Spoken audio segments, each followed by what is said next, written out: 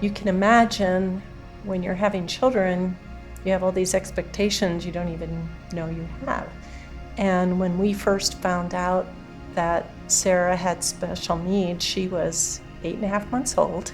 The shock of it, for the first few days, you're in shock, and you realize that everything you thought about raising children was going to be different, because you weren't going to raise them to be independent and on their own.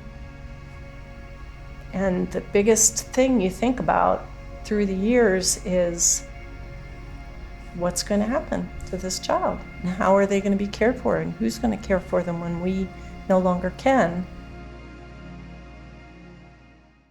In Colorado, and I guess many states, the model is for host families, so it's like foster care.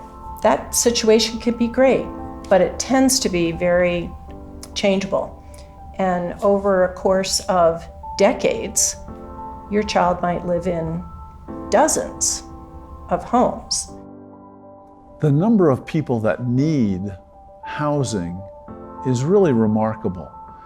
In Colorado, there are over 12,000 adults with intellectual disabilities being cared for by caregivers 60 and older.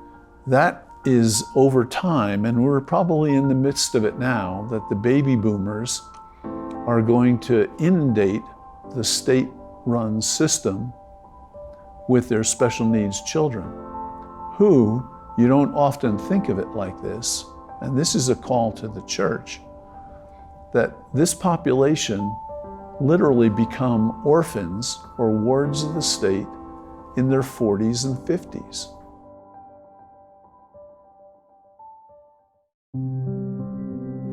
For the vision that we see, we talk about a campus that would have various homes, like group homes, with a caregiver living in them. And so some for the men, some for the women, and then the senior facility that we hope to have.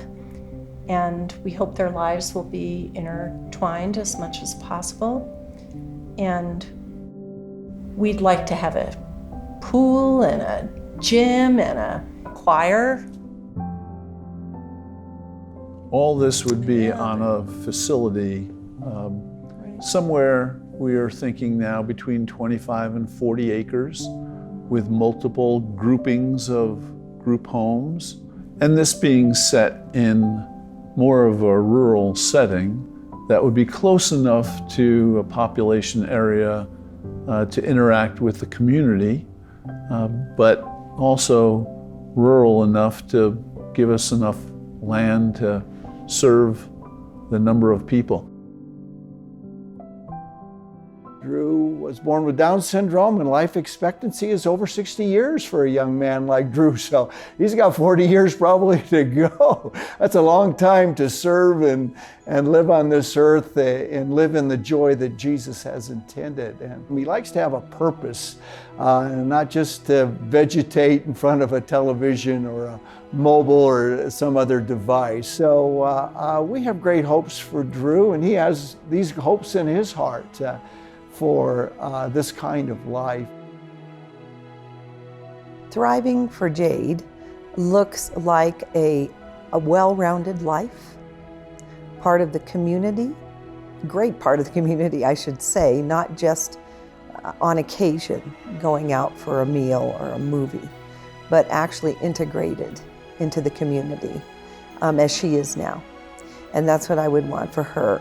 I want her to be safe more than anything, but to also have a very rich, full life. I don't want her just sitting in a classroom all day long.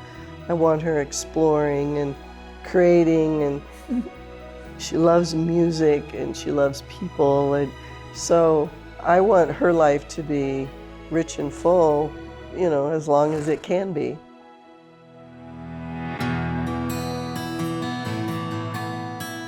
There's lots of things to do when you're essentially building an organization and a ministry from the ground up.